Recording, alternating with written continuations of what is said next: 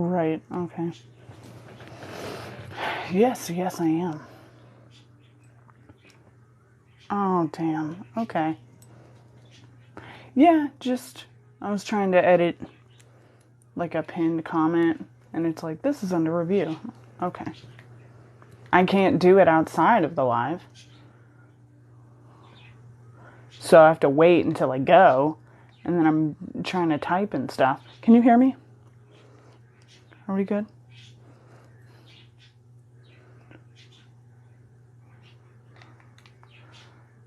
Ray and Insomniac won't make it. Where's Ray at? Where's Ray at?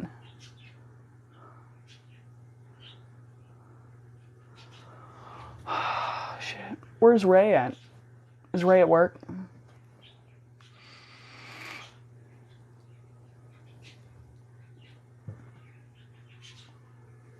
Makes sense. Can't get on after they clock in. Oh. Disappointing. Okay. Well, I'm here. We made it, sort of.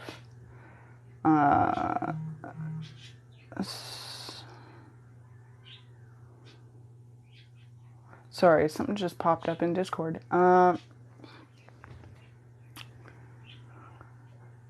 You're gonna stream it in VC though. Okay, makes sense. All right, that works. That works. Sorry we're late. As you all know, my live got taken down or removed last week. Unsure why. I expected, because most of the time when that happens, it comes back and we're like, you didn't violate any community guideline violations, you're fine, and it restores my access. It did not do that. Apparently, I was doing something I wasn't supposed to be doing, but I am unclear on what that could possibly be. So, I'm an adult, not a child. I do not participate in any activity I am not supposed to as an adult. Even when I do, I try to keep that off camera, even though technically I'm supposed to be allowed to do that too, but it is against community guidelines, but I don't normally do that on camera, so unsure why. I was...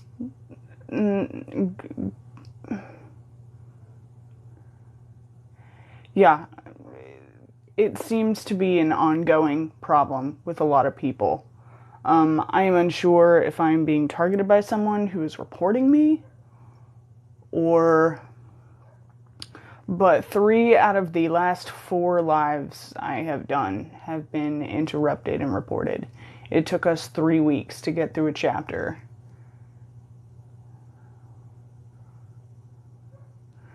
I'm unsure.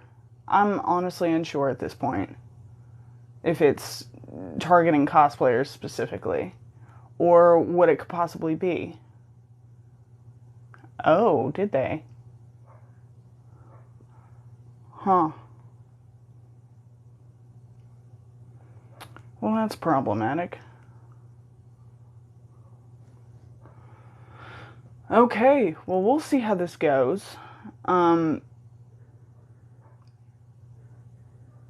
But in any event, if the live gets interrupted again, we may have to switch days or times. So Monday or Tuesday would be the only days I could do it, in all honesty. So we might have to change time or something. I'm unsure. So we'll see what's going on. We'll make up a plan. Anyway, how are you? How are you guys? You all doing okay, or?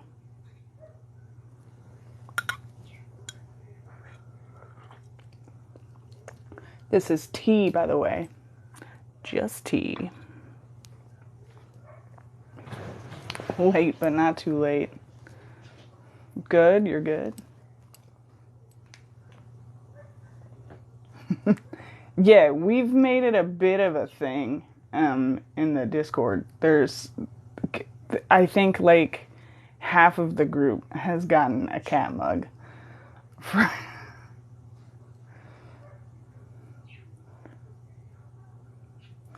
Oh, geez. Well, I'm glad you're okay.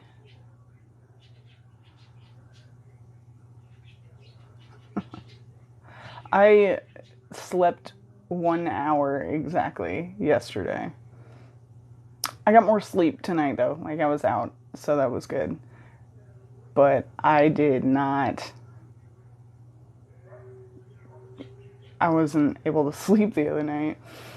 And so I was just awake all night. And I ended up being able to take, like, a little bit of a nap. It lasted about an hour.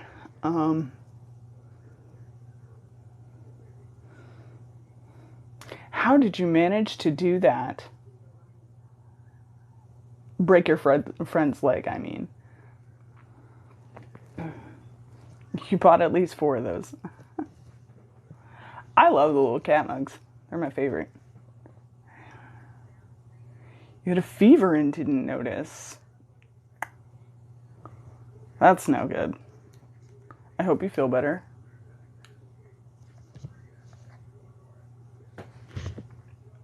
And interesting news, my face has changed. I went back because I thought it was weird when I was setting up the live and I was like, my face looks different. And I went back and like checked on an old video where I had done similar makeup, like the same contour at least, different eye makeup. And my face is different. So that's exciting. For me, almost no one else. But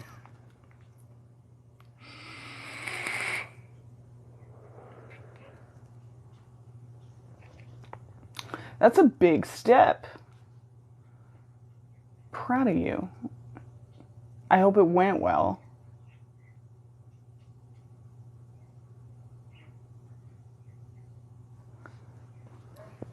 But regardless, I'm sure you feel better getting that out.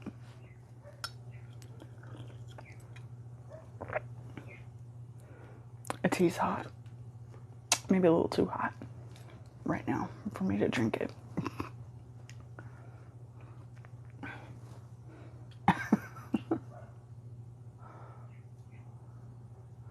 Aw. Well, I'm glad it went well. Supportive dad. Thank you. I stole them all from Jen. No, I didn't. These are mine. It just looks similar to Jen's style, so I thought it was funny. Yeah, I'm wearing them because I might not be able to wear them for too much longer. My rings are getting tight. These are made smaller. And some of them already don't want to come off. I might have a problem later. But they're fun, so I'm liking them.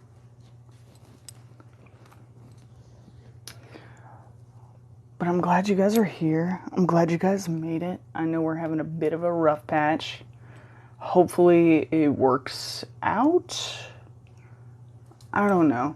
At this point, TikTok is nuts. So we'll see. I don't know if I would be able to do this on YouTube. Now, I do have an alt account in case anything happens to this account. If you want to go follow that one and help get my follower count up to where I could go live, because there's nothing on that alt account. I have done literally nothing with it other than make it. It's Angry Undertaker. If you want to follow that one, you can. If you don't want to, fine. I really hope I just don't lose my main account or anything. But I don't really think that's going to happen. But I've also heard tell of a lot of people getting their accounts closed permanently for almost little to no reason when they've had very little community guideline or no community guideline issues. So understandably, a little worried. And so I'm just preparing for the worst and hoping for the best. So we'll see. We'll ride with it. And if you want to follow that one, go ahead. I am going to start posting more content on there just to see if I can get my numbers up. And if people could migrate over there, that'd be great. And we'll see how it goes.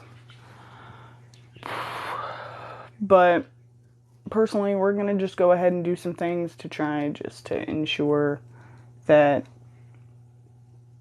I feel like if we adjust the time and day, it could also help. But that is up for debate about what we want to do there. If we want to go to live a little earlier, I'm not sure. Not great. I would clean that up. Also, Monster, it doesn't really stain. It just has a very potent smell, in my opinion. Not something you totally want everywhere. Thank you for the compliment on the choker.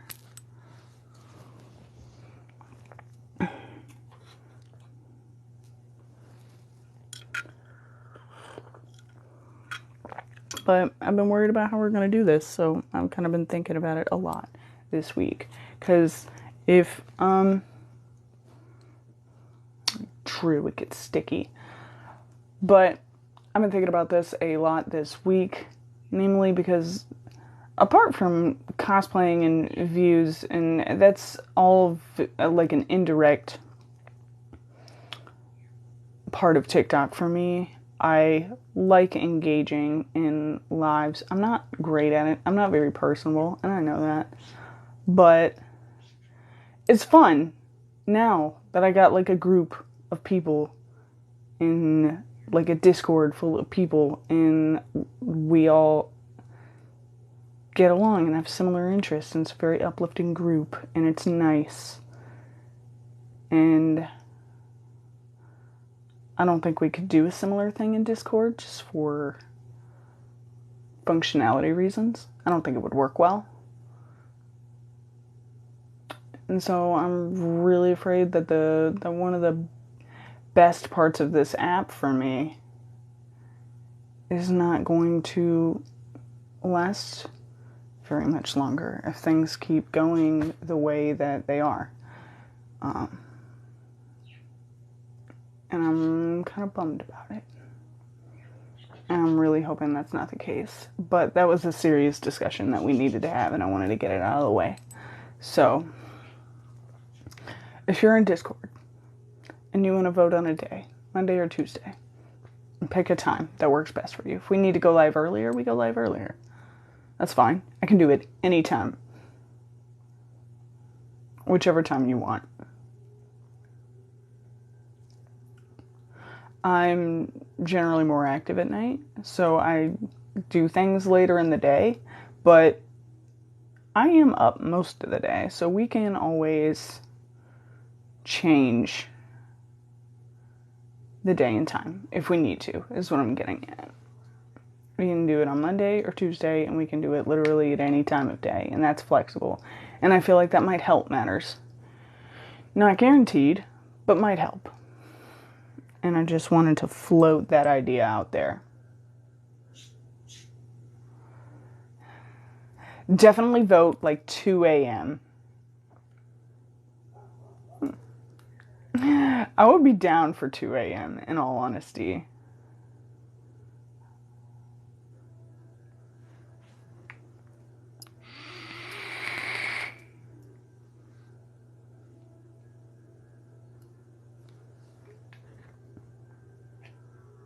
We got a fog machine today.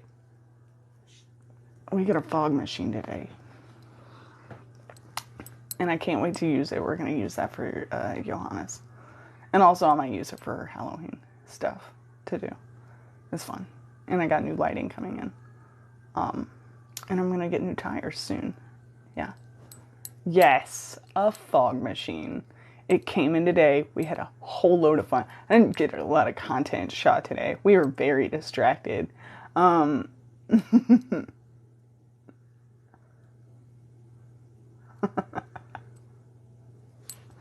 So we're going to have a fun time with a fog machine. I will tell you that. I'm going to make so much content with this fog machine. So excited for this fog machine. Anyway, I just wanted to bring that up. It's something neat that happened today. I got to take that fog machine off my wish list. Nobody get that fog machine. We already have one. Yes. Damn. I have to periodically check on my wish list just to make things are going okay. No, you need 5 at least. I don't need quite that many. Definitely not. Maybe 2 would be it. No. Really? Oh my gosh. Well, don't worry. We got it. We got it. We got it. We got it.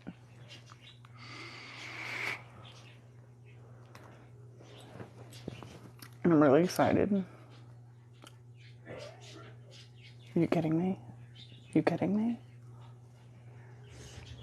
That means I can start on the bones. Okay, sorry. I have so much stuff. So much stuff to do. I'll put the fog machine on standby. No, yeah, but I have bones I need to work on. Excuse me, I have to go work on some bone. No, I'm not. I'm not gonna. Oh man, that'll be fun. Yes. I get to style a wig. I'm gonna put some bones in it. It's gonna be great. Not real bones. They're not real bones. I just want TikTok to understand that when I say that, I'm not gonna put bones anywhere. No real bones. Fake bones. Plastic bones. But we're gonna paint them. It's gonna be a whole big thing. It's gonna look great. Yes. So I'm really excited. Oh no, I shook the camera.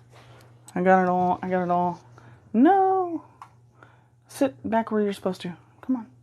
Yeah, there you go.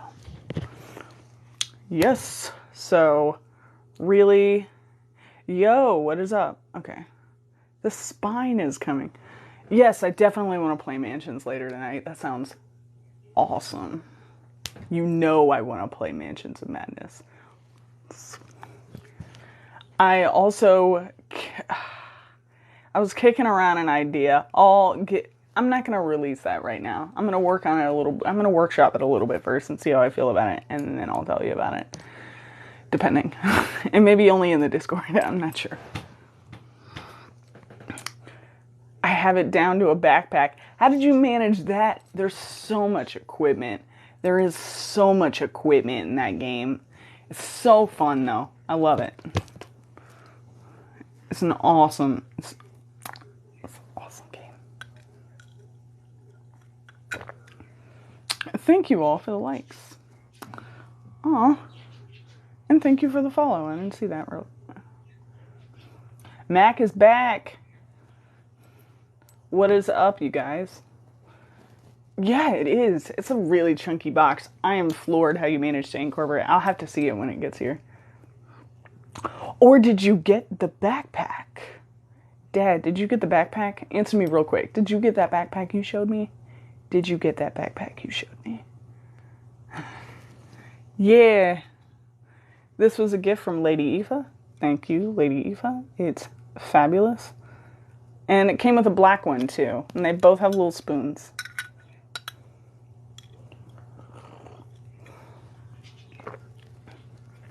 Sadly, no. Aww. Well, I'll have to see how you managed to do it, then. Because that seems like a weird... Seems like some sort of witchcraft that you've done on a backpack. The spoons are so cute. We don't have a Swiftblood. They've been having a time this week. So maybe not. Oh, yeah, no, Swiftblood's here. Good, good. All right. I can't see who all is here unless you're commenting actively.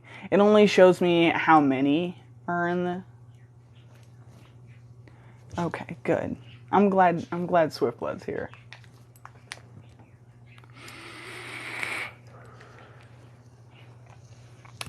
So, I know you all have waited, and we started later than usual. Oh, I don't normally touch it because my camera is normally so far away, but I have it rearranged now in a good spot. Also, it's going to go right over the camera, which is annoying for you guys, I'm sure. Excuse me while I just see everyone who's in this chat. All right, thank you. Awesome, thank you. I normally don't touch my screen because it's so farther away, but I've been moving it closer and trying to get a better room dynamic going. So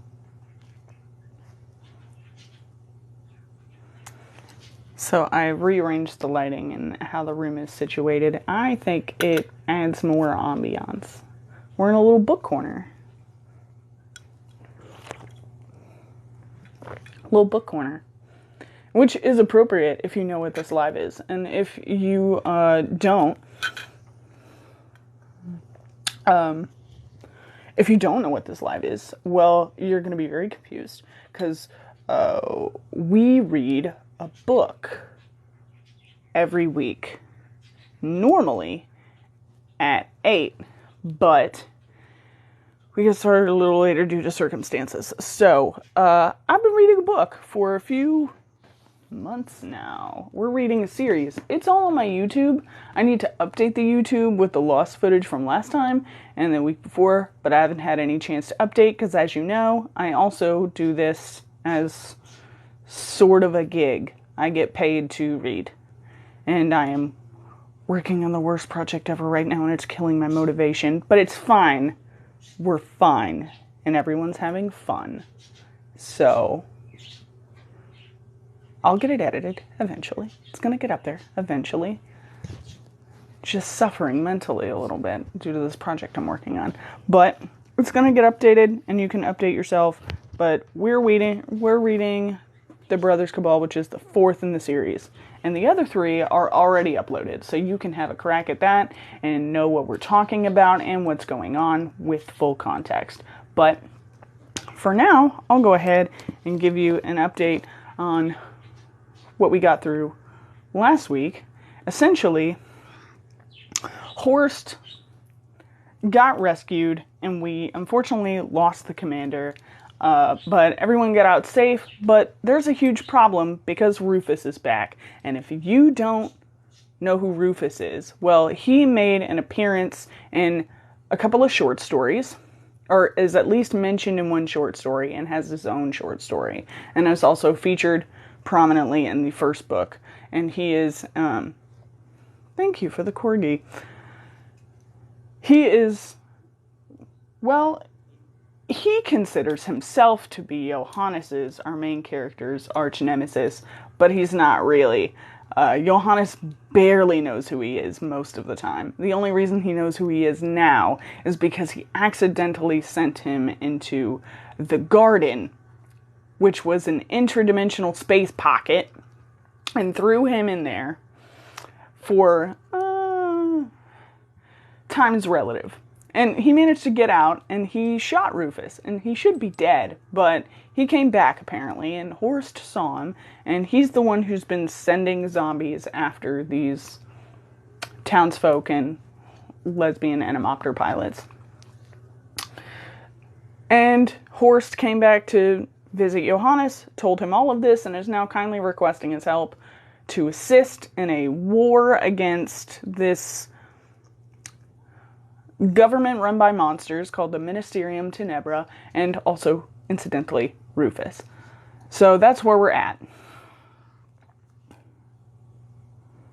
Pose for a screenshot. What do you want me to do? I'll sit still. And that was your chance. Okay. The Garden. Anybody who hasn't heard of The Garden, it was fabulous. Anyway, but that was in the first book. And he also had another run-in with Rufus, if you need more context, in a short story called The Ereshkigal Working, which is also on my YouTube, where he did reanimate a force of zombies to also come after Johannes. But this one was a little different in the way that he did it. The Ereshkigal Working is an animated force of zombies that lives in the host. Now the problem is that the host has to remain ever present to continue controlling the horde, aka meaning you can't fall asleep. Nothing can happen to you, because if something happens to you and you say get tired and go to sleep, the force animates you. It eliminates you as the host, and you become part of the horde, which now has no leader. And that is how the zombie apocalypse starts. And he, unfortunately, worked the Ereshkigal Working, and the only reason everyone is still alive is because Johannes saved the world. And if you want to know how, you can check out my YouTube. Or you can find all this either through Audible or through your local bookstore. Jonathan Howard is the author, so throw that out there. You could always support the writer, which I think you should do, but, you know, what do I know? And that's what you missed on Glee. So we're going to get into it now.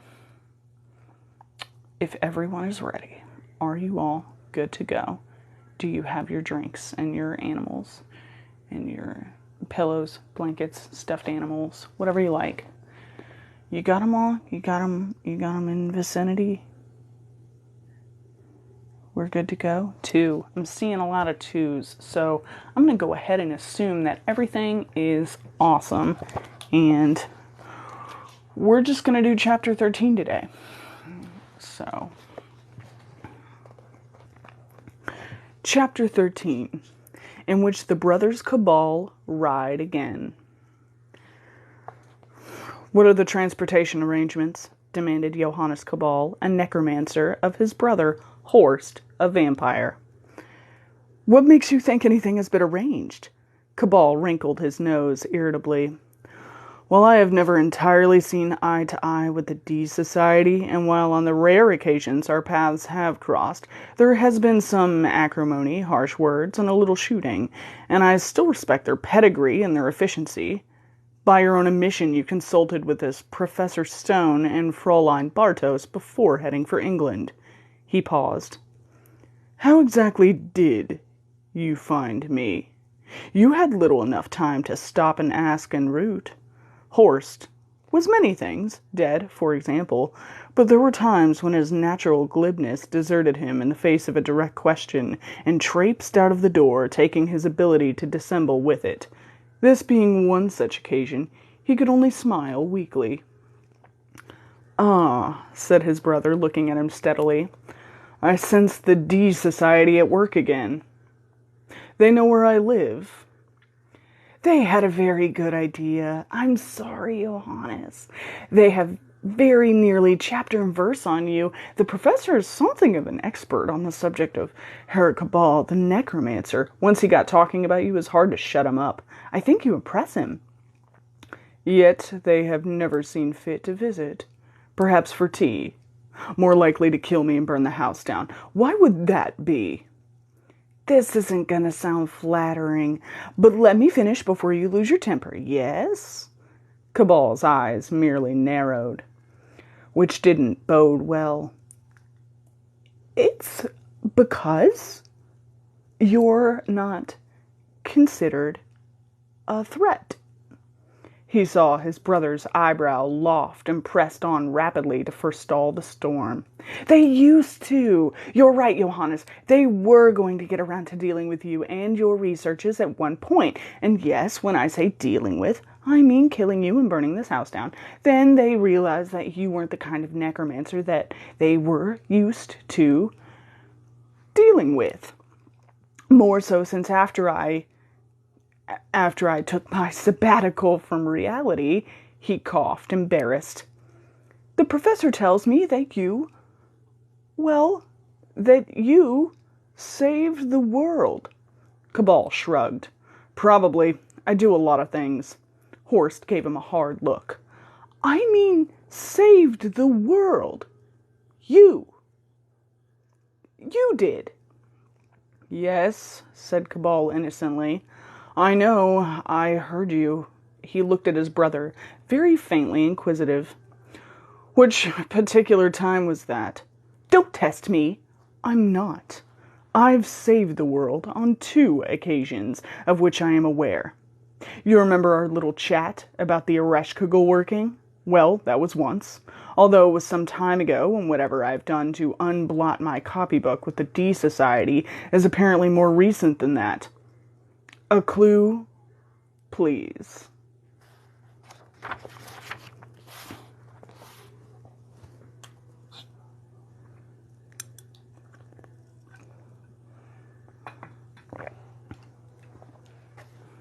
Horst did not trust himself to say anything for a long moment. Then he said, Some sort of super wizard. Well, it's very kind of them to say so, of course, but... Oh! You mean that was the occasion?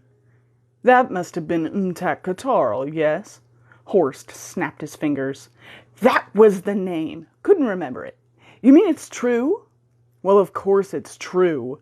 It was very bad luck finding him in the first place, of course, but yes, I extemporized a little and brought things to a satisfactory conclusion. It was also necessary to brutalize an archbishop, thereby combining business with pleasure. Yet at the risk of apparent conceit. That was a good day's work. Since when have you ever cared about appearing conceited? The question took Cabal by the lead, and he was unable to answer immediately. I don't care. It's just a turn of phrase.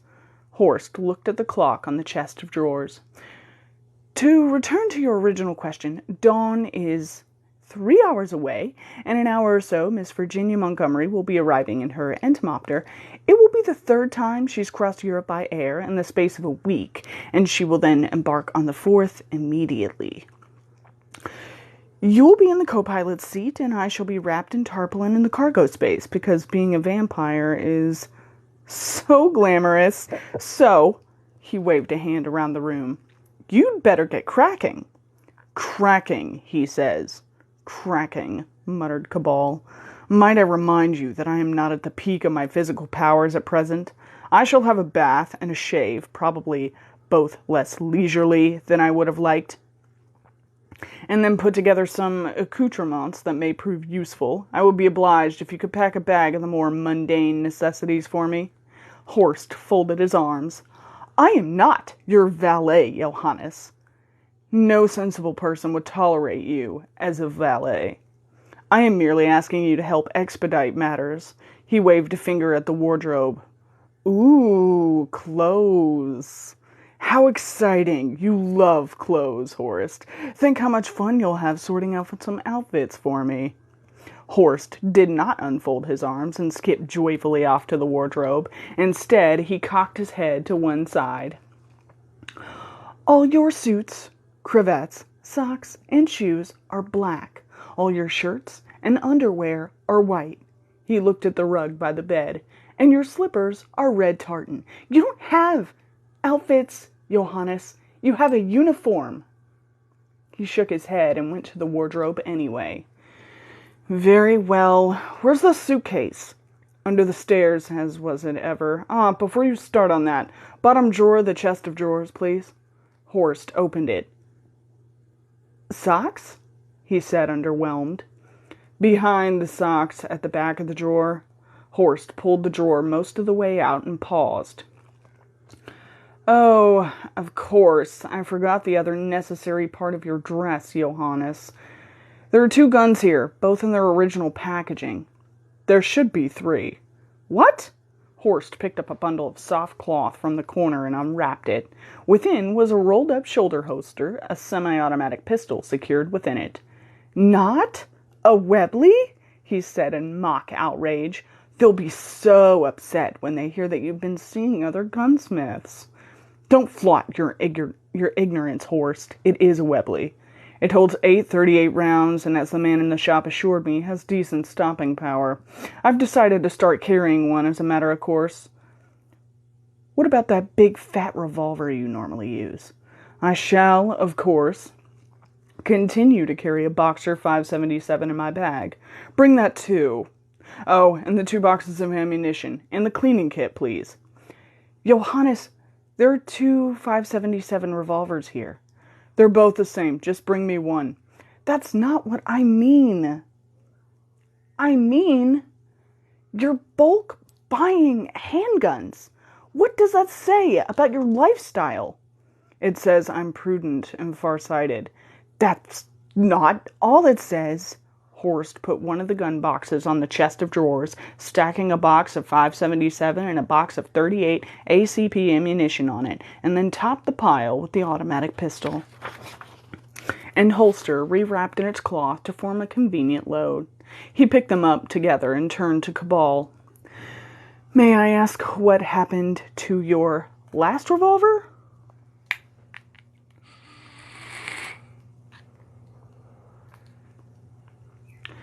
It turned into a sword. Of course it did. And then the ghouls probably stole it.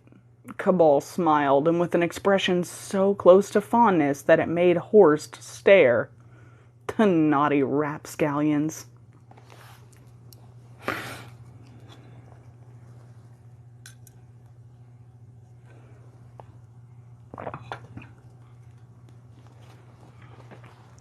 Johannes Cabal fairly creaked around his house as he performed his toilette and gathered his necessities.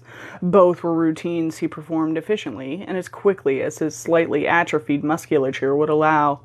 But while the former was a necessity attended to grudgingly, the latter was something in which he took some pleasure. The small suitcase, taken from the hallway cupboard beneath the stairs, was wiped down and divested of dust and dead spiders, before Horst set about filling it with assorted items of clothing in black and white. The slippers could stay in the house, he decided.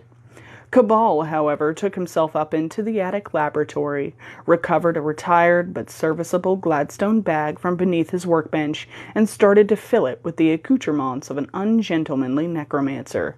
A standardized notebook. He lost them too easily for him to put much faith into holding on to a notebook indefinitely. Thus, he maintained a master list of useful information, ready to be copied into a new notebook as utility demanded. It took a few hours to accomplish, and he was considering the possibility of having them printed, resulting in a small black notebook half-filled in a tightly written shorthand of his own invention. The other half was to be used for notes he made as necessary during experiments, explorations, and larceny. A roll of cloth containing pockets in which he nestled assorted surgical instruments, a small padded box of about the dimensions required to hold a pair of opera glasses, yet which actually contained several sealed test tubes in which liquids and powders of strange creation and composition flowed. The 2 boxes of ammunition, now lightened by several rounds, and freshly emerged from its packaging, cleaned and loaded. A Webley Boxer pistol of outrageous caliber. In a little over an hour, he was almost ready. He dropped a switchblade knife into his jacket pocket, took a cane topped with a silver skull from the umbrella stand in the hall, slid blue glass spectacles equipped with side baffles into his breast pocket, and took down a slouch-brimmed black hat from the cloak rack. As he brushed the thin layer of dust that had settled upon it during his absence and his recuperation, he said to Horst, "I wore this hat to hell." He held the hat up to his nose and inhaled, still faintly redolent of brimstone. "That smell gets everywhere." Horst, waiting by the door with the packed suitcase, said, "You know, when a normal person uses a phrase like, 'they wore a hat to hell,' one naturally assumes they just wore it a lot." Cabal smiled slightly and donned the hat. "Are you suggesting I'm not normal, oh brother mine?" You'd be outraged if anyone ever called you normal, oh odd sibling. Come on, our ride should be along soon. They stepped outside into the last hour or so of darkness. Cabal closed, locked, double-locked, and performed a small ritual upon the door.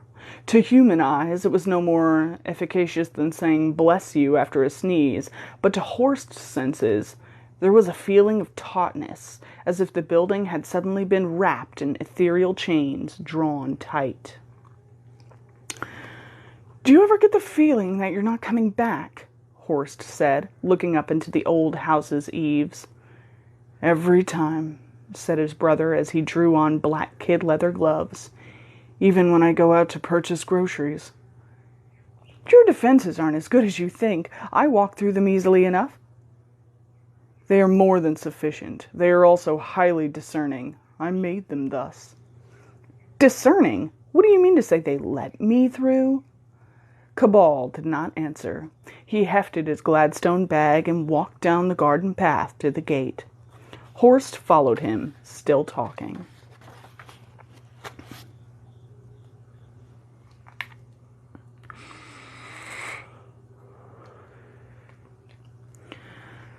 But you thought I was dead. Really dead. Properly dead. Why would you? I created a ritual such that the house will defend against intruders, not those who are invited, and not those who call, or called, that house home. He opened the gate and walked through. It was once your home, too, Horst. Horst picked up the suitcase and followed him out. He watched as his brother closed the gate behind them. I think I feel quite flattered, he said. As long as it doesn't overflow into a disgusting display of emotion, you're welcome, said Cabal. Then he turned to the garden and addressed it. I was unimpressed by my welcome when last I stood beyond this wall. The terms of our compact are clear. Within the garden, small things watched him with beady little eyes full of malice, guile, and severely limited intelligence. We didn't actually eat you, said a tiny, wheedling voice. I didn't actually give you the chance, but your duplicity was evident all the same. Allow me to refresh your obviously faulty memories. I allow you to stay within my front garden on the understanding that you defend the house against all intruders, except the ones I have described on numerous occasions. Torch-bearing mobs? Eat them, chorused the criminally insane Fae of Cabal's garden, a tribe whose stature was inversely proportional to their malevolence. Correct. The postman? Eat him, they cried joyfully. No, snapped Cabal. You let the postman by. Oops, said the garden. There was some small shuffling while they hid a peaked cap behind a rose bush. Cabal grunted angrily. Salesman? Eat them, came the reply, only half the chorus being entirely sure. Yes. Horst leaned into Cabal's view and mouthed, Salesman? Cabal waved him away impatiently.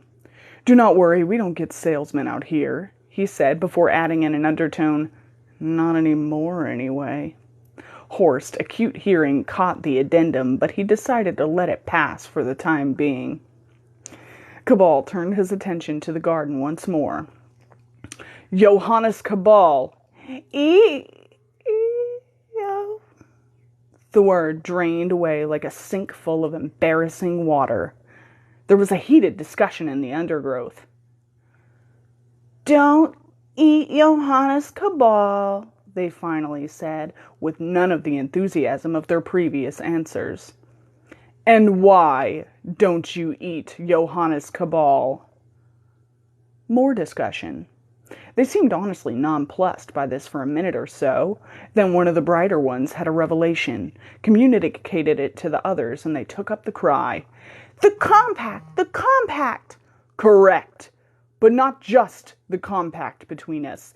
Can you think of another reason? Evidently, they could not, although they took a while to admit it. Cabal leaned over the wall and snarled, "Remember the skirting board people?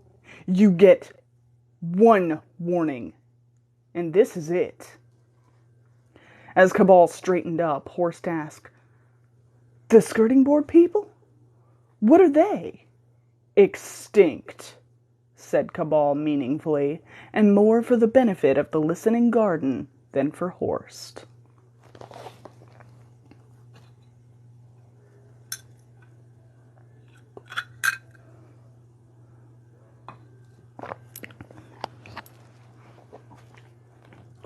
Johannes and Horst Cabal sat on the wall at the end of the garden and waited. They waited mainly in silence, but for the small sound of Johannes Cabal occasionally drawing up his sleeve to read his wristwatch. Finally, he looked sideways at Horst and said, "You seem remarkably calm about the approaching dawn." "I know when it's about to crest the horizon. If they're not here by dawn, I shall just have to retire to the snug little resting place I made myself in the cellar, and we shall go at sundown instead." "The cellar," said his brother.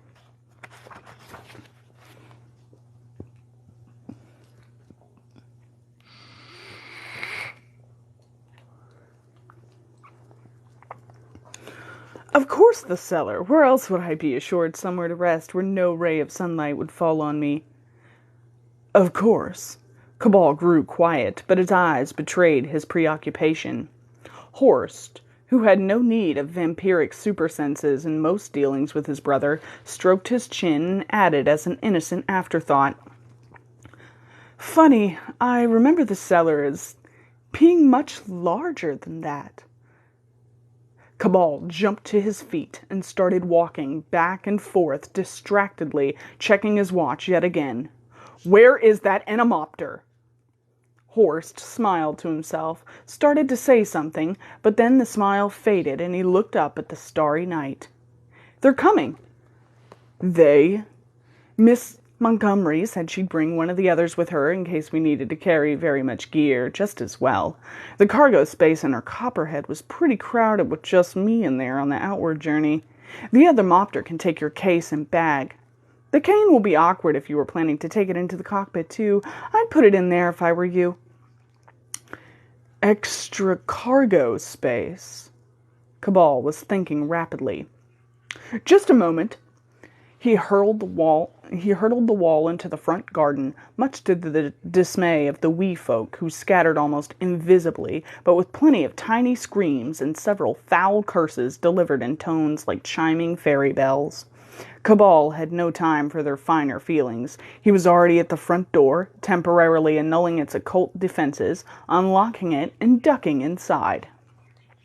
Horst was conflicted by his interest in this new development and keeping an eye out for the approaching aircraft. Both the anemopters appeared in the eastern horizon, outrunning the sun. At the same moment, Cabal reappeared in the open doorway. He had slung across his back a long canvas bag, and over his shoulder a fishing bag.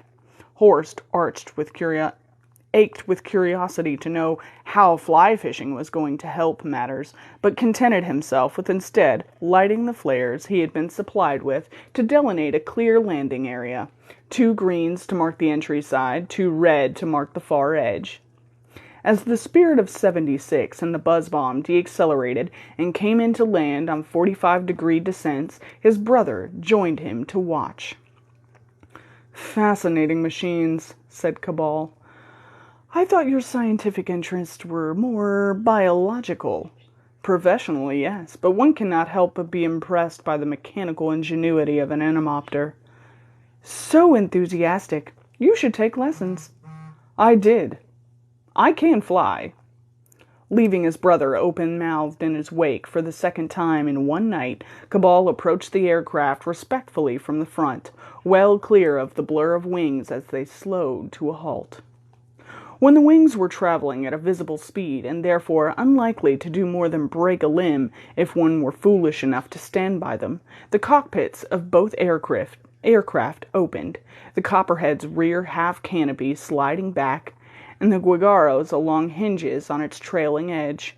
Cabal watched as two women climbed down, both exhibiting the unconscious awareness of where exactly the wings were that one would expect from highly experienced pilots, so as not to inadvertently walk within their sweep and receive anything from a bone-shattering slap-up to an impromptu amputation.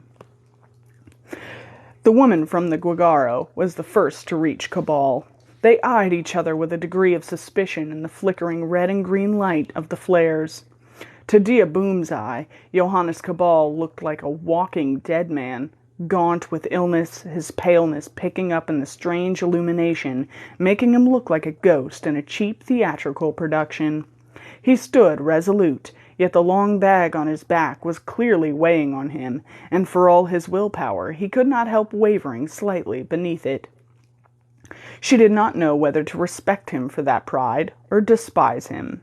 For his part, he first noted the shoulder holster she wore, was aware of the weight of the Webley automatic snugged away in its own, and briefly felt a sense of camaraderie in the great international league of shoulder holster wearers.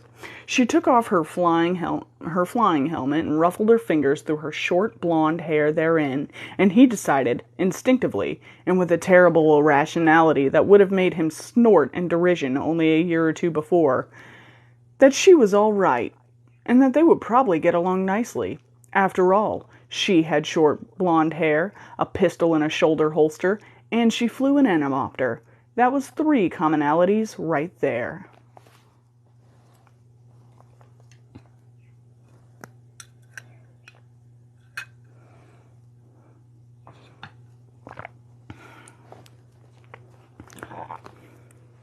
"You're the necromancer, right?" she said, and even over the sound of the engines winding down, he could make out the distinctive intonations of a Dutch accent. While many Germans find the Dutch accent inherently hilarious, Cabal's humors were balanced differently. Strong in the choleric and barely less so in the melancholic, a good showing for the phlegmatic, but the sanguine potters over the finishing line last and alone. Thus, as a practical linguist, he found nothing remarkable there, still less amusing. Then again, this was a man who had remained straight-faced, while a medium, claiming to speak an obscure dialect of Enochian, had lowed at him like a cow and calf for 10 minutes. "I am Johannes Cabal," said Cabal. "I'm not defined by my profession." She pursed her lips. "And this profession that doesn't define you, that would be necromancy?" Cabal belatedly realized that his rhetorical skills were never his strongest suit, had been blunted still further by his illness. "Yes," he replied, wisely cutting his losses. "Right." By this point, the woman from the Copperhead had joined them. Cabal noted that she, too, wore a pistol in a shoulder holster. Her flying helmet, however, concealed shoulder-length auburn hair that had not enjoyed being forced under the leather of the helmet. She dropped her gloves into the helmet she held in one hand, while she ran her fingers absently through her hair in an effort to separate the locks and make them flow, rather than sit unbecomingly in a mound on the crown of her head. Where the Dutch woman was, he gauged, somewhere in her mid-20s, the Copperhead pilot looked to be in her early 30s, and comported herself with the confidence of a leader. Even if Cabal had not already identified her from her aircraft, her manner would have done the job just as well. "That horse, brother?" she asked of Dee. "The necromancer," confirmed Dee, never looking away from Cabal. "Right." They both looked at him, without further comment, for a period that started to grow uncomfortable. "Are they judging me?" thought Cabal, with a growing sense of umbrage. "Ginny! Dee!" said Horst, joining them. He smiled, and they smiled back at him, dropping Cabal from their attention like an overripe haddock. Thus was it ever, thought Cabal. "This is my little brother Johannes," he said, and unwisely made to ruffle Cabal's hair before remembering why it would be unwise, in much the same way that making to tickle a feral polecat under the chin may be considered unwise. "He's the brains of my family." While Horst laid claim to several other organs, said Cabal. "I'm delighted to make your acquaintances, Miss Montgomery, Mevralboom. He looked as delighted as a rabbi inheriting a pig farm. They, however, had been warned of his icy demeanor and took no offense, which he found unsettling. Causing offense at first acquaintance was his forte, and he considered himself more than commonly good at it. "You must be shattered after all that flying," said Horst. "Do you need a rest?" "We're okay," said Virginia. "We sat down to refuel at a French airfield just over the channel. Grabbed some shut-eye while we had the chance. We're good for a few hours now." "I made you some coffee and sandwiches." Horst produced a calico shopping bag adorned with a floral pattern so unmercifully twee that Cabal was sure only the poor lighting saved him from blindness, specifically by clawing out his own eyes. From the depths of this radioactively pretty receptacle, emitting fast particles in the quaint spectrum, Horst took 2 packets of greaseproof paper and 2 small metal cylinders.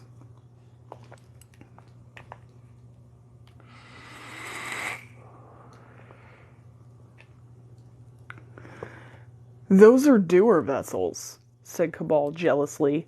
"From my laboratory." "Are they?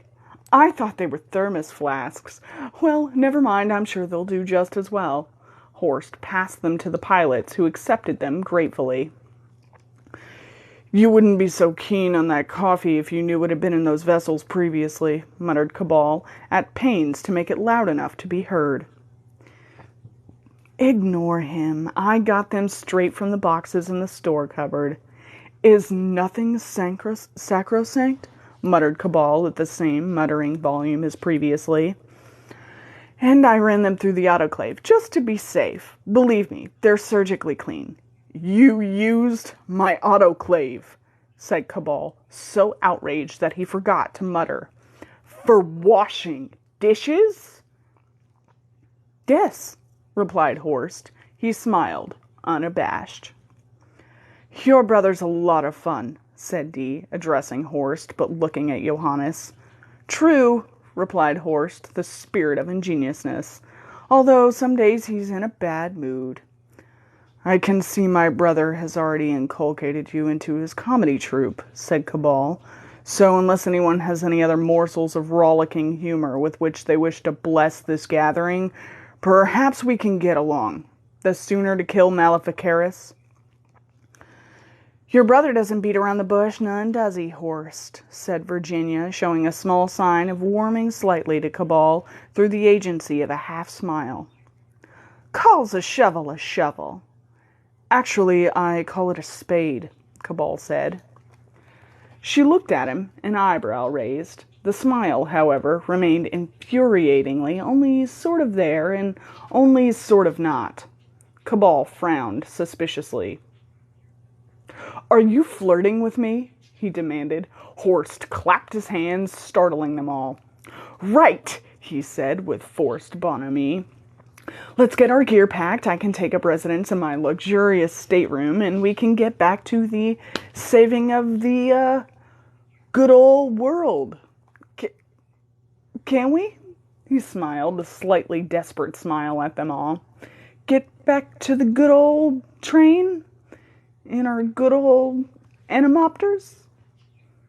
"Oh," said Dee, "I forgot to tell you, Ginny, there's a problem with the train."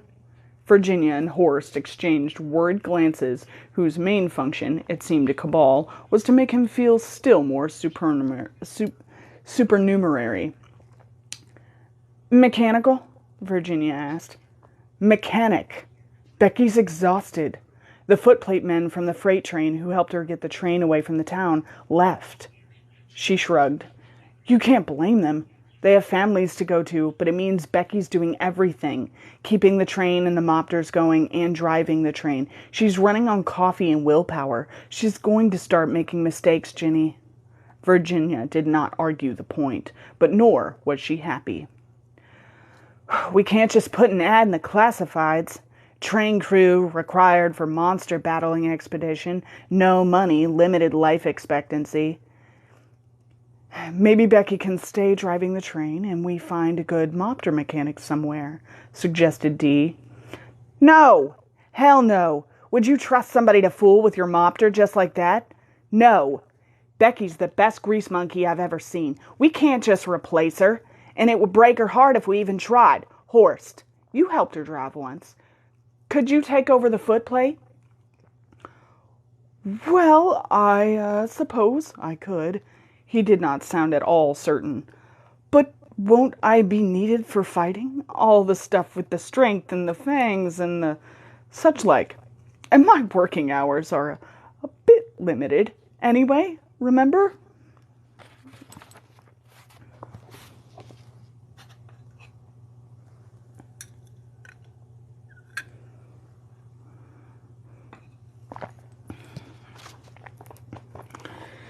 It isn't a problem, said Cabal. They all looked at him.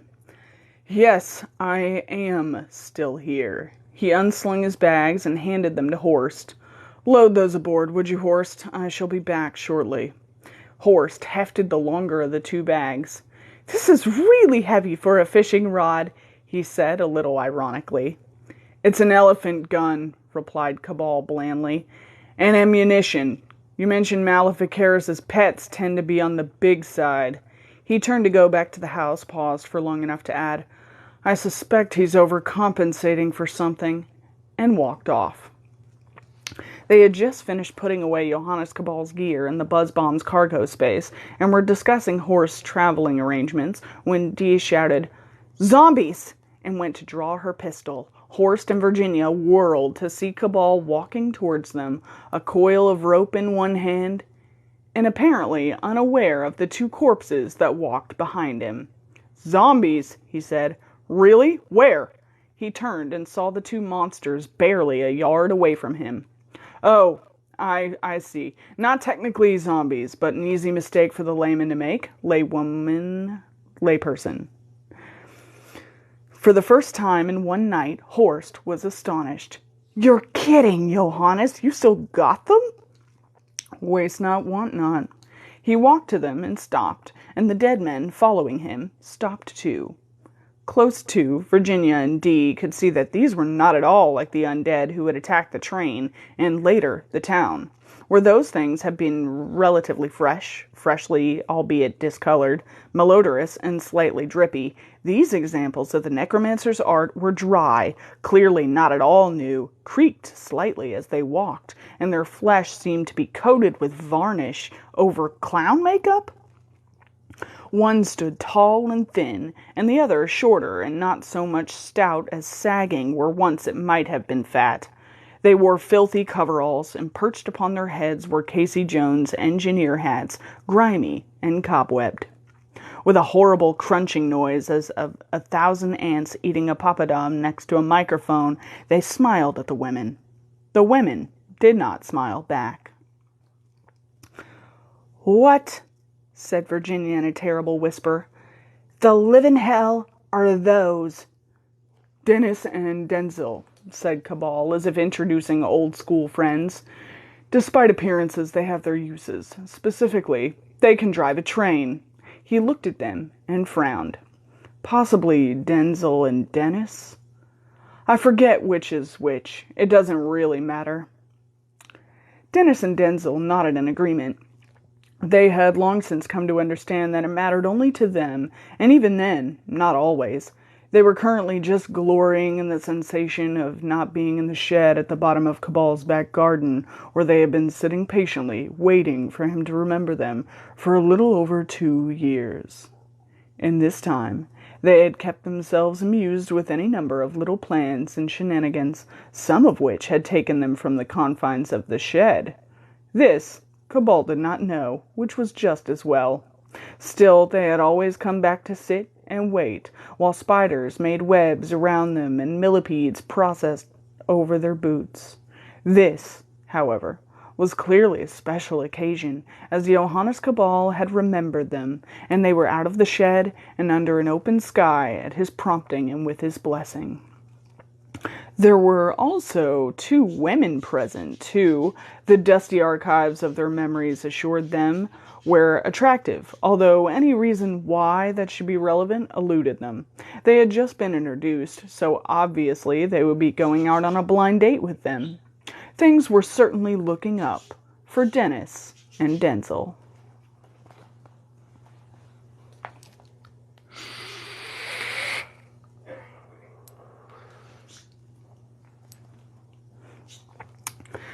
Dawn found the Spirit of 76 and Buzzbomb airborne and heading towards the continent. Through the blue skies, barely marked by a few half-hearted NIMBY rolling in from the southwest, they whirred in a mist of multiple wings and exhaust fumes. Their pilots squinted through sunglasses as the morning sun struck them, driving Horst Cabal into a deep sleep, where he lay curled in the copperhead stowage. He no longer dreamt as he slept, but at least he knew why he had for a while, and why the dreams had all featured Johannes wandering around in a strange world of wonder and terror.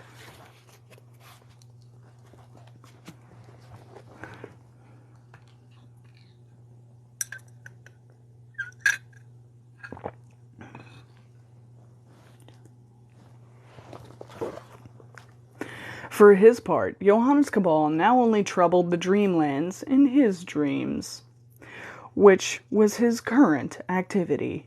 Hat pulled down over his eyes, he sat slumbering in the front seat of the Spirit of 76, markedly unimpressed by the whole business of aero travel. As he had climbed into the seat, he had said he much preferred anemopter travel to airship. A statement that to the average man on the street was as ridiculous as saying a pogo stick was a finer way to travel than a cruise liner. It had won the kind regards of the pilots present, however, and all the more so because the sentiment was so plainly sincere. Johannes Cabal was evidently not a man given to dissimulation. The Buzzbomb was bearing an unexpected cargo, but one well within its capabilities. On either side of the fuselage, below the level of the cockpit, and forward of the leading edges of the moving wings, were two further short stub-end wings. Once their main function had been to carry external armaments. Now, instead of bombs, rockets, or fuel pods, each wing bore a living dead man, tied firmly around their midriffs with lengths of rope. The slipstream battered them, but they did not care. This was the most fun they had ever had, living or dead. With their engineer hats firmly joined to their heads with rusty staples, they looked to the dawn and greeted it with joyful hoots and groans.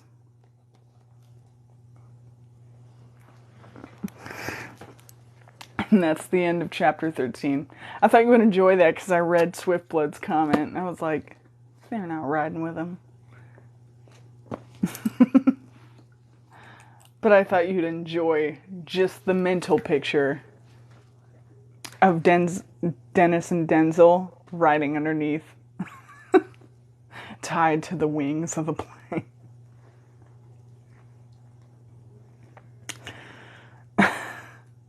Yeah.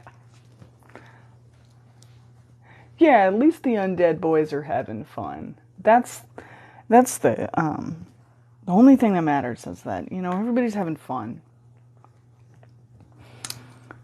Except for Johannes. He's the only one not having fun. He's like, I'm still here, guys. Stop it.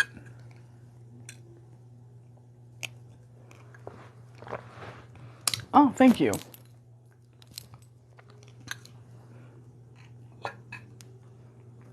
This one was a gift. Which I love. I almost never take it off.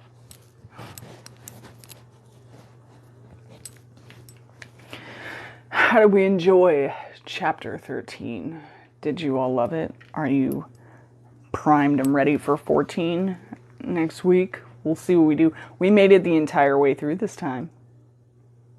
Yeah, we did. So stoked about that. I was so worried this was going to turn into a repeat of the chapter that it kept stopping right at the same part of the book.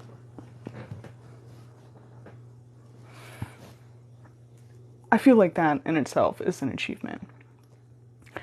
I knew you would like that. Just the back and forth between them. You use my autoclave for dishwashing? is the thing that always got me. If you don't know what an autoclave is, it's they literally, that's what they wash surgical instruments with. It looks like a little mini washing machine. And it's literally used to sanitize surgical equipment. So you just figure Horst putting dishes in it.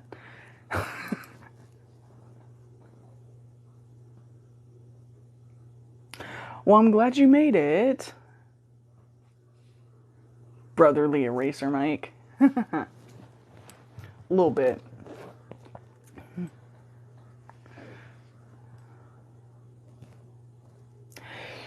Yes, it is on the YouTube. There are other books. There's Johannes Cabal the Necromancer, Johannes Cabal the Detective, the Dreamlands was number 3. Or not the Dreamlands. I'm just blanking for no good reason. The Fear Institute. Yeah, there we go. That's my favorite book, and I just blanked for a second. Johannes Cabal and the Fear Institute, and this is the 4th. And the other 3 are on my YouTube. If you enjoy them, you can listen to them there. There's also audiobooks made of them. You can find them on Audible. There are also a series of short stories. If you want something quick to listen to, you can find it all on the YouTube. If you just want to look up the author is Jonathan Howard, and you can look up his work. He does some really awesome stuff. So I highly advocate for supporting him and him receiving royalties. Mostly because I think one day, if he doesn't get enough money, he's going to poison all of the readers. No.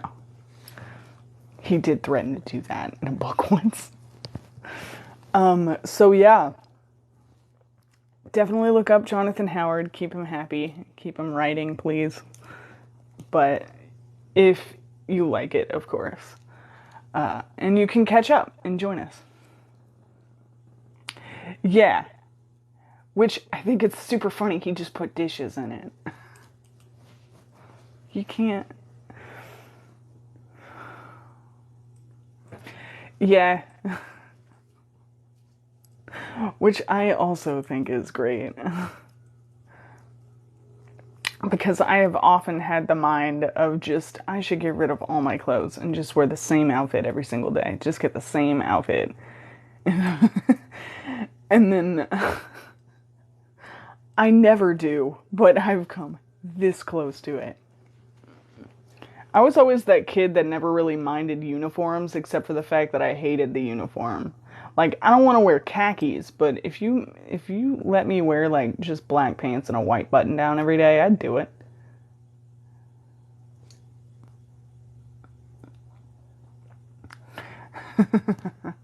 There wasn't anything in them before. He got them straight out of a new container of them. So they were in storage. So they were brand new.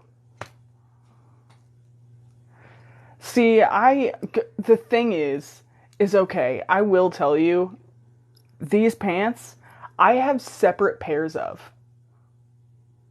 I wear these pants every day. I very rarely change them. I have like one pair of purple pants that I wear sometimes. But more often than time, it's the black cargos. That's it. It's the only pair of pants that I wear. And a random t-shirt.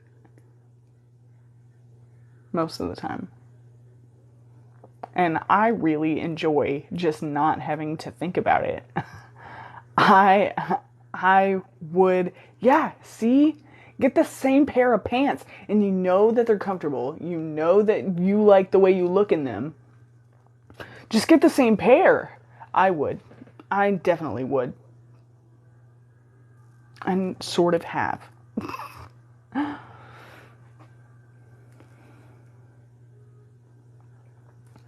Thank you. See, I like that. It's like a regularity. You don't have to think about it. I don't want to put that much effort into thinking about it. I just want to be able to toss something on and know that it's going to work. Like, I don't... Yeah, and then normally when I'm home, it's this shirt. It's the My Chemical Romance shirt. That's it. That's what it is. Almost every single day. Now when I'm out, I'll change up the shirt so people think that I actually wear other clothes and that I just never do my laundry. But as for almost, I just don't want to wear the same thing every single day. Cargos for life. Yes. Cargos for life. I love these cargos. I have 2 pairs. Because I'm like, I immediately got the pants, liked them. When I knew I liked them, I went back and bought the last pair that they had. I was like, we're snagging all of these. You're coming home with me. And I took every single pair. And I love them. So yeah. I would so wear the same thing every day. I would definitely have a uniform. That sounds awesome. Yeah. See, you just reordered the same one from Amazon. For real, do it. Do it. Why do we gotta... Look, I highly admire the people that can, like, wake up and put, like, an amazing get-up together. Like, great for you. You look fabulous. I want you to know that. And like, they'll go, like, there's like people just with like clothing aesthetics. It's not an aesthetic if it's the only thing that you have. Like, I don't have anything else. I don't have anything else. I think I have another choker actually. So there's some variety, but not a lot. And I don't often wear it anyway. This was just an out of the blue thing. I didn't really consciously decide on this or this. I just wanted to see if they all fit, and they do, sort of. Oh God, I got it off. I was worried that I wasn't going to get that middle one off. Stuck on. We are doing cat facts tonight. Of course we are. It's a real shame that our sponsor, Ray, is not here. Because Ray actually gave us the ability to do the cat facts. So I feel a little sad that they are not in the chat to enjoy the cat facts. But if we're streaming in VC still, Ray, thank you for the book. Again, I love it. Good. Because if it weren't for Ray, we wouldn't be able to do cat facts. And I am fully willing to not do cat facts if Ray can't listen. Because this was Ray's donation. Ray gave me a whole book of cat facts. A whole book, I tell you. Which I'm very thankful for and I'm very attached to. So we're going to get to it. Sound off. Are we good to go?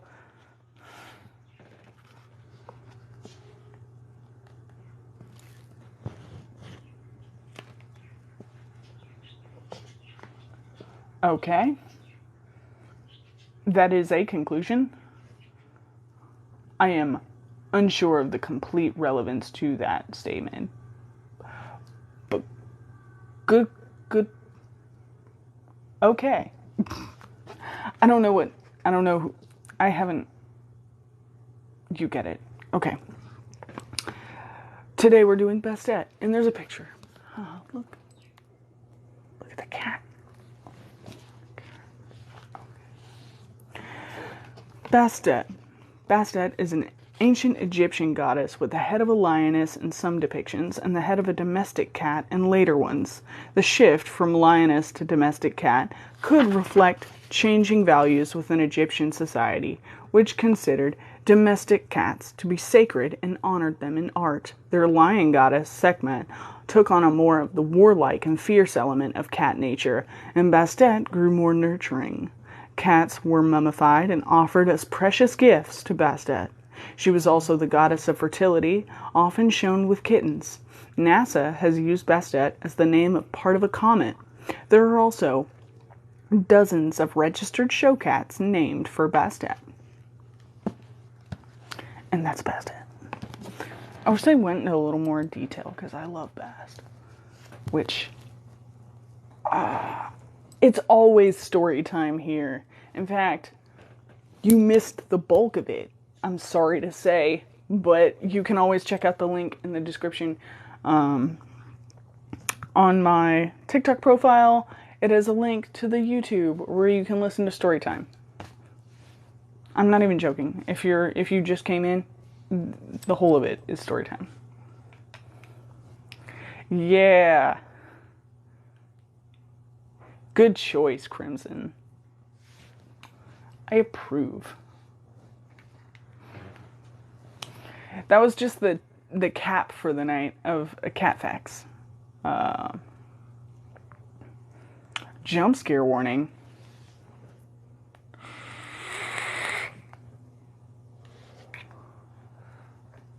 A little rude.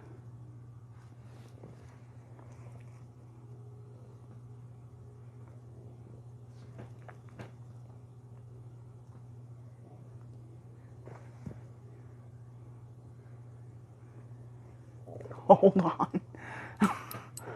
Hold on what? What? Was I mistaken in that? It just seemed like that was the point.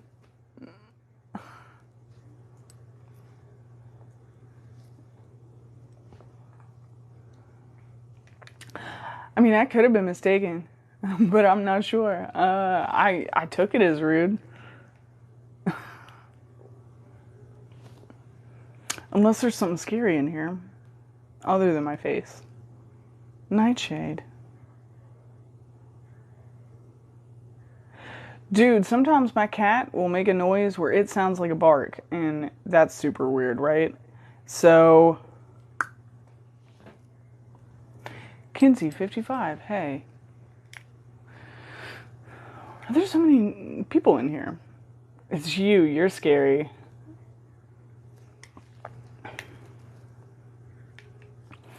No, you're not. You're a pleasure to have here. Very glad you joined us. I'm glad you're back. Please don't leave.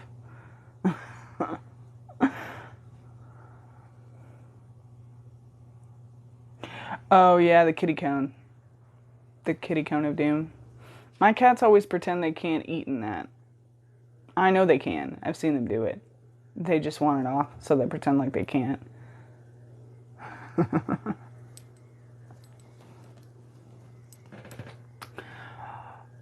Well, this was successful. The cone of shame. Yeah. This was successful. We successfully made it through the whole chapter. I was really worried. I was for real worried today. I was real worried almost the entire week, actually. So we did it. We did it, guys. Catnipulation. Yeah, just like, I can't function. Please remove cone now. I was like, no, you're gonna lick your stitches.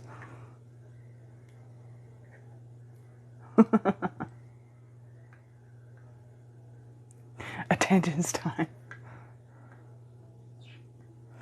Really? You didn't lose Wi-Fi? That's an achievement, too. Good night, Lady Aoife. I'm so glad you came in today. And you modded almost this entire live. Almost alone. Not quite alone, but you did a lot.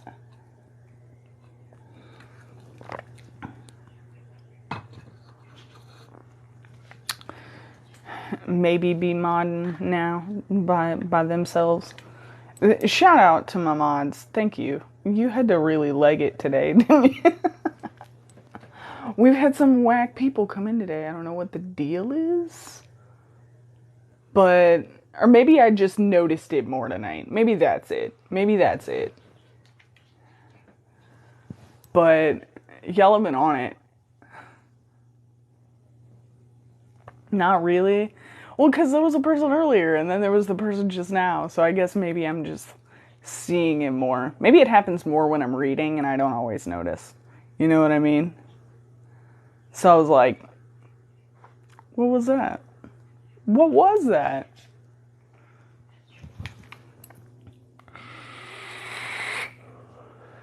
I feel like for the most part, we're all pretty well behaved.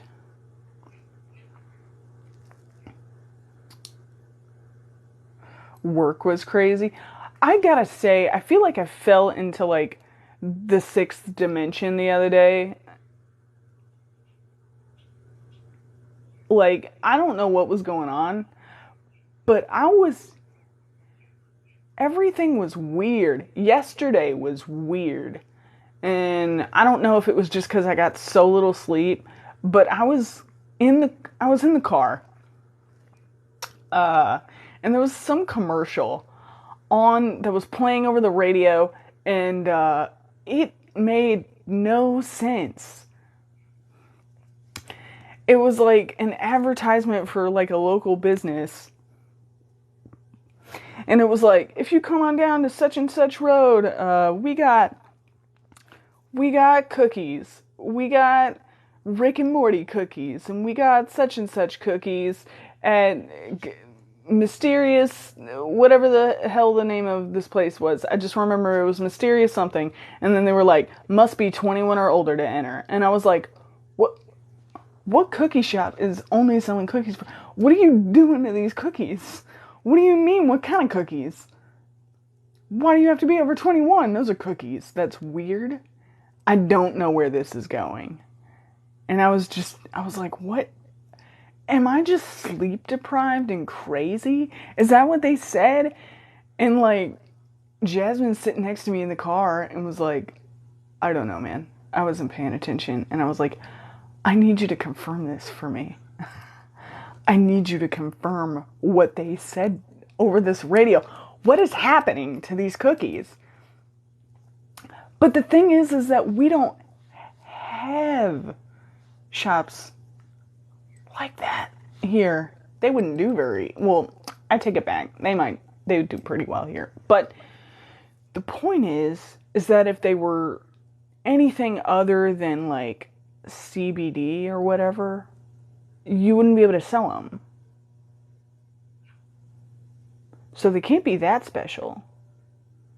Not in that particular special way.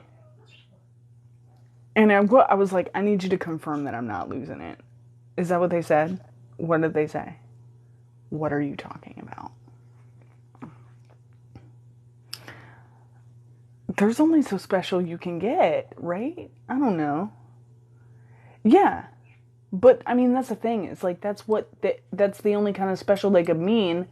But then, like, how special are they, really? I mean, it's not. Spicy water cookies? I am. Well, that's a different change. Yeah, I guess, I mean, it's weird to me, because and also, I don't listen to the radio very much. I would not have chosen to listen to the radio. Normally, it's me and some true crime podcast, rolling down the street. I have to intake new information at least 65 times a day for no good reason. So it's just me listening to a podcast. I don't do the radio. I don't listen to commercials. Like, in almost every platform there's available to skip a commercial or like not have to deal with ads, I don't. I always get YouTube Family or like Spotify Premium if I don't have to watch these ads. It takes me out of the moment. I don't like it. I don't like being preyed upon by capitalism. No. Spicy water cookies. Sorry, that's killing me. I don't even like watch TV anymore either. So like, I'll just skip it. If it has the option to, I skip it every single time. Yeah, that also me too. Like, the podcasts that have like non-skippable ads, I'm just like, look, I am never purchasing that product. I just want you to know that the more you air this commercial, the less and less I will be likely to ever buy anything that you're selling. Well, yeah, sure, in our own way, but if I can control as much of it as possible, I'm going to. I need control. Don't interrupt my content. Seriously, I love Spotify, but my choice for like music is almost for me to control. If I know what I want to listen to, I'm going to do it on YouTube.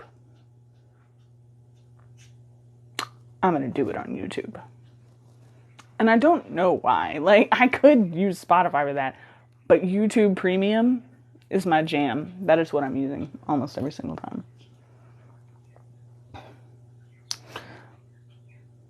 Yeah, I do. I have an Android, yeah.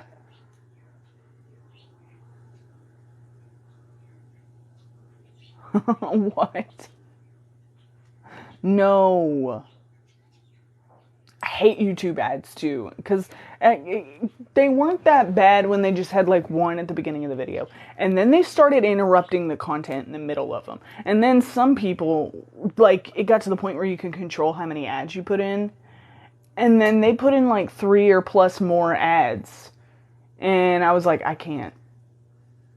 I get that if you want to like sponsor the video I'm watching, I'm okay with that. I can end it right before they start advertising it, and I'm never getting it. But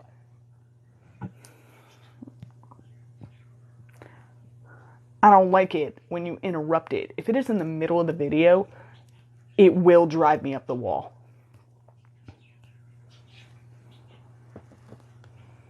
Oh, lame.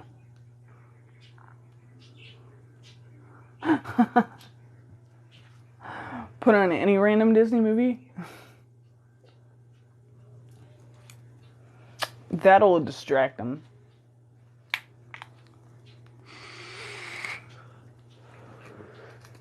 And I swear to God, if TikTok does not stop showing me videos of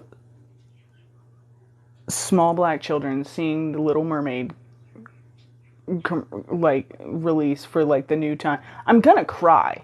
The next one I see, I'm gonna cry. I've watched like 6 of them. I can't. It makes me like right in the heart, and I'm like, oh, you poor.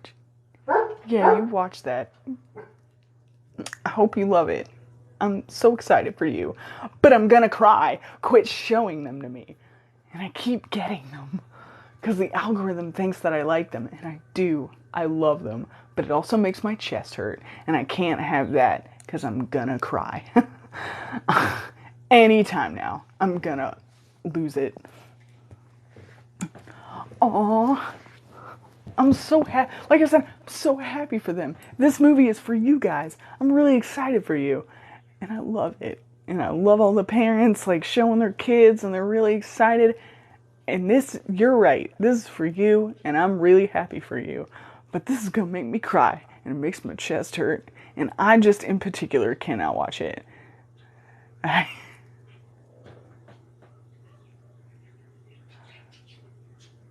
What? How did you get the entire... How was that an ad? The whole movie? Are you saying... The whole movie of Encanto was on an unskippable ad? Oh, no, you're good. You don't have to talk. No one is required to talk in my life. If you don't have anything to say, you don't gotta. Sometimes I don't have something to say, and every once in a while, we will sit here in silence. But it's good, it's a vibe. An accounting video.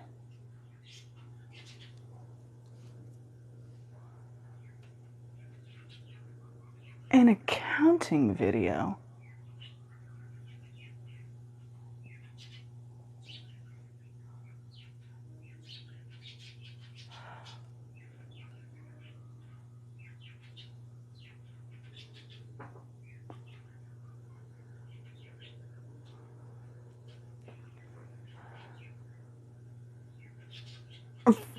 Okay, for a frame of reference, how long was the accounting video?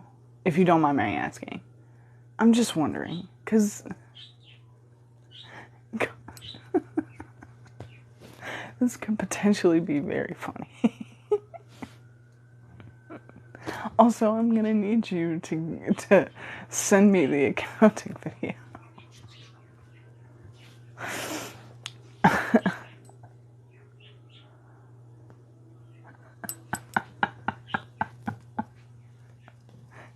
Did you just let Encanto run and like go get some laundry done and just check back? Because if you can't skip it, you pretty much have to just wait for the entirety of Encanto to end. That's a whole movie. You're telling me the whole movie is on there on a 20-minute video. So you just had to wait until the runtime got down so you could come back and watch an accounting video.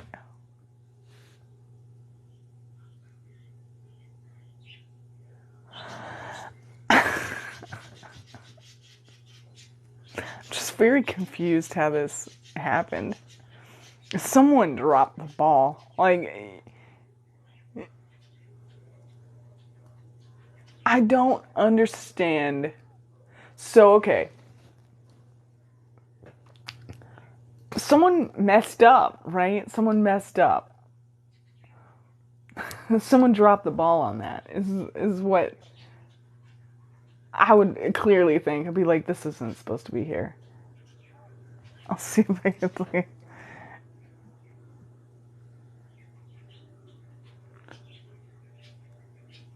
Okay, if you reload them, they'll give you a different ad. I don't know how it works now because I don't get ads anymore because I got YouTube Premium. And that's exactly why. Not the Encanto thing. Just, I don't want to watch ads. But I did not know if it would give you a different ad or if it would just like accidentally restart the ad that you did have. You know what I mean? Like which... Oh man, that's terrible. But that's really funny. So you just sat there watching Encanto for 20 minutes. I still have not seen Encanto.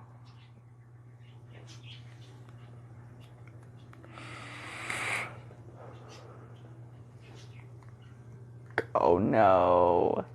Did it work? Did you get a different ad and it did work and you were fine? I've seen the first one.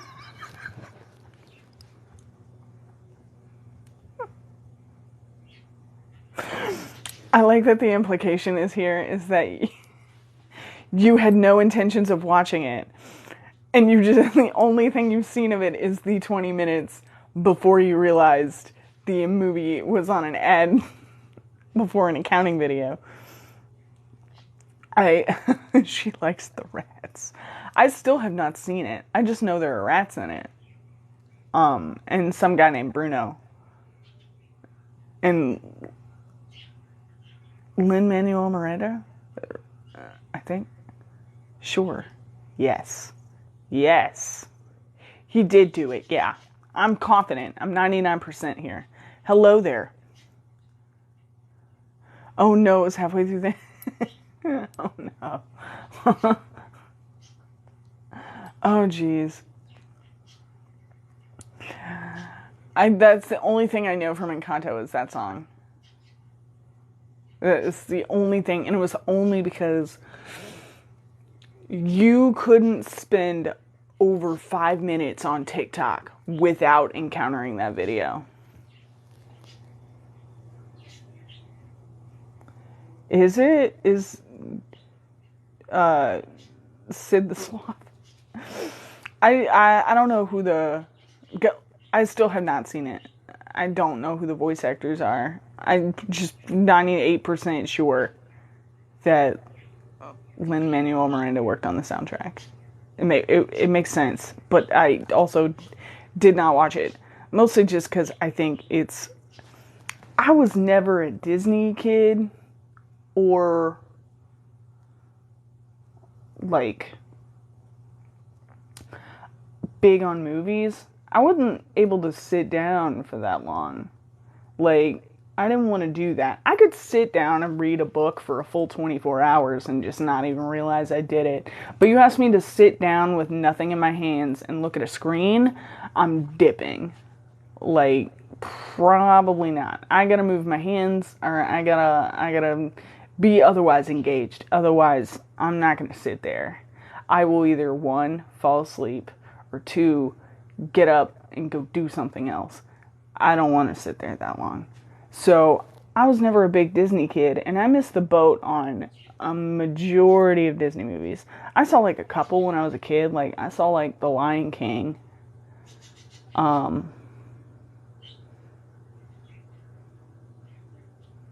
Probably some other ones. Nothing's coming to mind right now.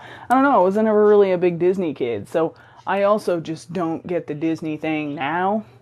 I think it's great that, kids are getting a lot more representation. There should be more. There should be more than just 3, 4 movies with POC protagonists, I think. But I think media should be as diverse as the world it reflects, and it's not. But I think that's great that they made it, but I don't care. It's not for me. It doesn't have to be, and it shouldn't be. I'm not a child. I just don't care about Disney. I know people hate it when I say that. And people get really shocked sometimes when I'm like, I never saw that. And they're like, you never saw Tangled? And I was like, no, I don't care about Tangled.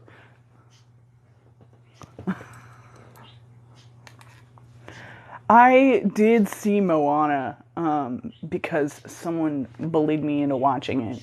And, I mean, it was all right. It's okay. I still don't get the hype. Like, it's good. It's a decent movie, Like, and it's fun. It's not... I'm just not going to watch anything like that. I don't watch a lot of stuff. I miss a lot of shows, too. So if you're like, have you seen this and this anime? And I'm like, no. I have to have a knitting project to sit and watch anime. If I don't have like a knitting project or a game or something. So I'm also like, I can't watch subbed. I just can't because I'll look down too much or away and I'll do something else because I gotta have something else in my hands. I can't just be reading subtitles. I'll fall asleep. I'll leave. I'll do something else. Either that or I'll sort of like phase out of existence and dissociate for a while. And I will sit there and stare at the screen, but I will not receive any new information. Nothing is being processed. And so, like, I will sit there and watch a whole boatload of anime and not have any clue what I just watched. So, I can't sit there. And so, I'll miss a whole lot of anime and stuff, and a whole lot of shows and movies because I just can't sit still, and I don't have the money for a new knitting project right now, so I can't watch anything. So I guess it sucks to suck, I guess.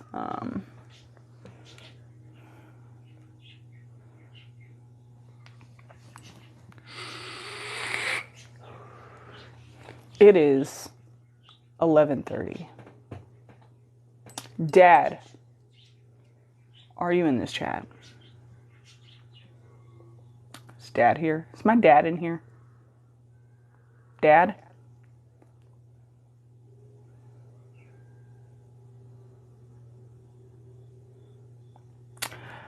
Are we gonna play our game now? Are we gonna play our board game? Are you gonna come over and play a board game with me, Dad? Because I think it's getting about time I'm going off about Disney again. I can't go off about Disney. Somebody stop me. No, I can't. Some Disney fan out there is probably real pressed. No.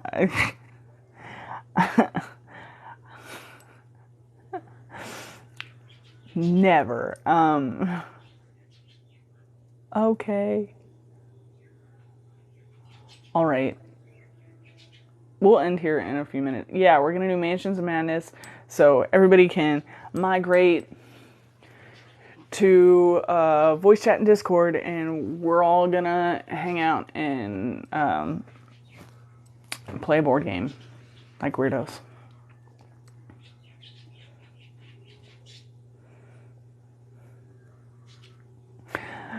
Yeah, no, I can't talk about Disney. I'm under a contractual obligation to never discuss it. So, I don't want to rant about it. I feel like that makes people angry. Because I'll just calmly, like, trash poetry or whatever, and then I find out someone is real pressed about it later. And I don't want to do that. I don't want to necessarily insult things that people enjoy. I want you to be able to enjoy them. I'm just also stating that I respectfully don't really care. That was rude. That was also rude. What is my deal?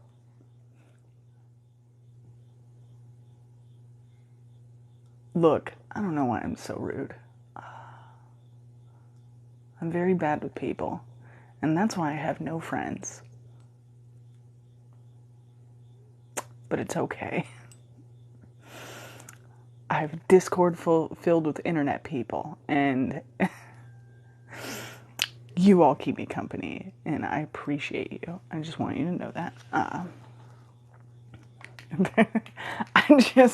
was like, respectfully, I just don't care about what you like. And I'm like, fuck, I did it again. It's the wrong word choice. But also the right one. I didn't mean it. Does that mean I should say it out loud? No.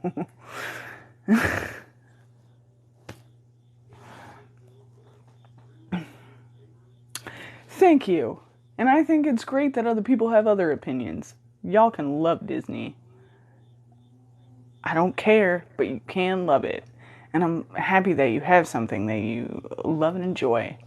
And if it doesn't matter if I also enjoy that thing, and the fact that I do not like that thing and am talking critically about it, I hope does not impact any other person's ability to love that thing. I never want me to be the reason someone stops enjoying something, if that makes sense. That's what I'm trying to say. That's what I'm trying to get at, and explaining in a very bad way. You can't just say that you all love it. Stop saying that. I don't understand. I say some of the rudest stuff sometimes. I trashed poetry for 40 minutes one day, and I'm like, the thing about poetry is, and then everybody was like, no, this is great, keep going. And I was like, you can't just tell me that.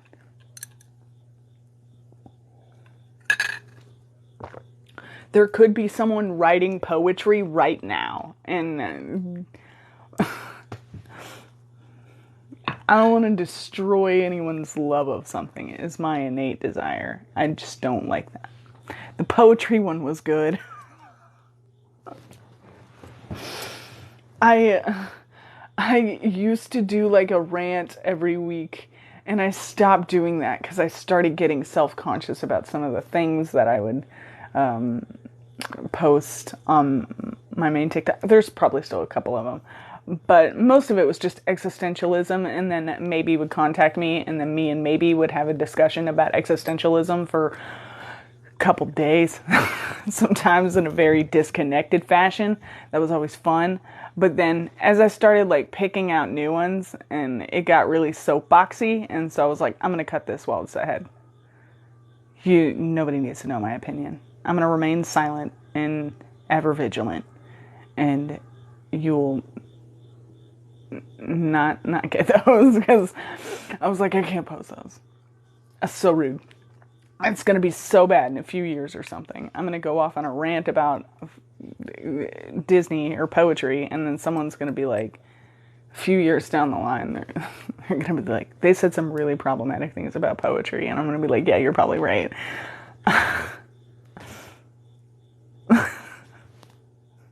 There's no, like, better thing than forced perspective. And I'm not, but there's almost no inherent way to predict perspective in some regard. Like right now, I'm not going to go into it, because I actually was having a very real discussion about this with someone earlier, and I was like, in a few years, I bet these people are going to be seen as really problematic, and like, that's my projection. And then, but you also have to come and think that there's people on the other side of that argument, on the other side of that projection, that also believe, like, in a few years, everybody's gonna know, like, you know, and you give yourself that, but you don't always have, like, the full spectrum of information available to you. Everything that you have is slanted. Every perspective that you have is born from some sort of propaganda. So you gotta think, and this isn't about Disney anymore, this is just in a more general sense, but, like, I was talking to someone earlier about this sort of projective reasoning or prediction, and they were like, well, and I was like, I think in a few years, like, those people, like, this particular group of people is gonna be looked upon as, you know, like, problematic. And this friend was saying to me, like, well, you never know, because this, and this. And they were like, you know,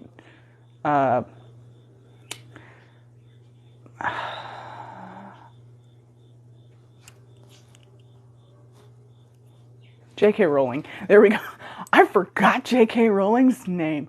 J.K. Rowling just wrote a book about how she's being persecuted, and it's supposed to be fiction, but it's clearly a Mary Sue. And I was like, okay, look, I know we all agree cringe is dead, but that in this particular instance is very cringe. and they were like, well, like, think about it from the outside perspective of, like, just in sheer numbers, J.K. Rowling still has support. People are still always going to make concessions. And how can you know that this other group wouldn't just eat themselves alive? And I was like, what do you mean? And they were like, well, consider the dissemination of information now regarding ostracized groups of people within the secluded part of the community. And it just got really intricate really quickly. And I was like, I do see what you're saying, though. And it's just very odd. Anyway, whatever.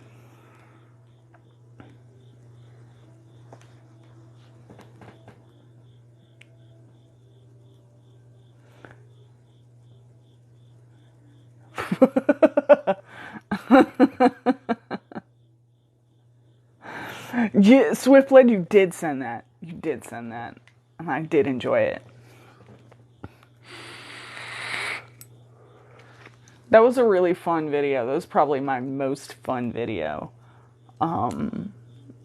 Just because of the comments that resulted from that. It was just so much fun.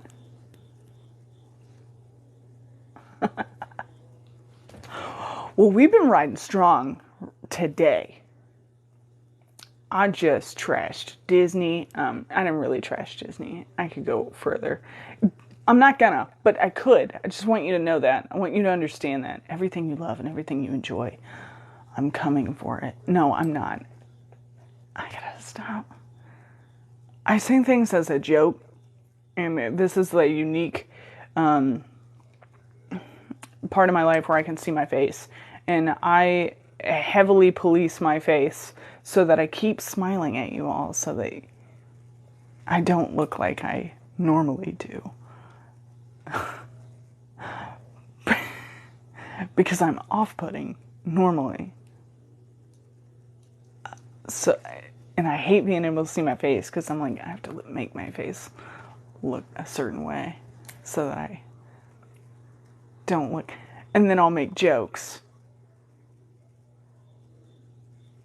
And then I'm like, one day, you're going to say it with the wrong face. So I almost constantly am like, I'm joking, because I am. And I'm already, but that just somehow makes my face look more sarcastic when I try to keep smiling at you.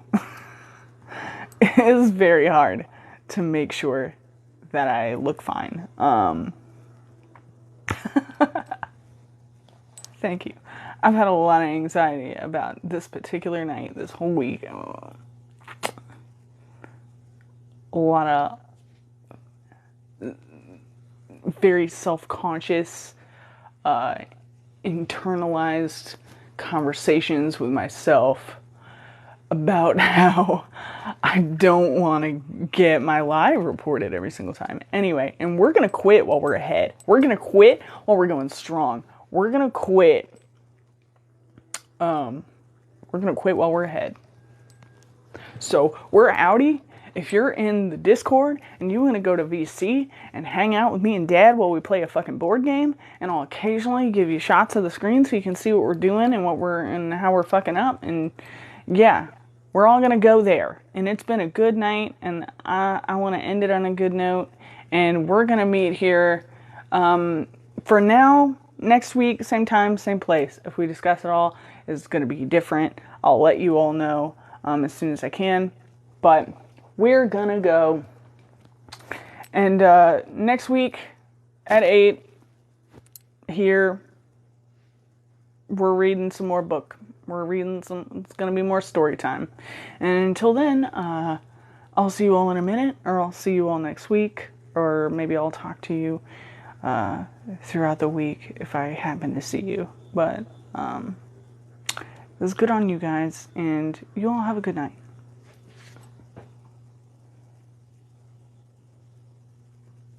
I can make it go away. Now it's not letting me leave the live. Oh no. We're stuck here. This is a captive audience. No. Okay.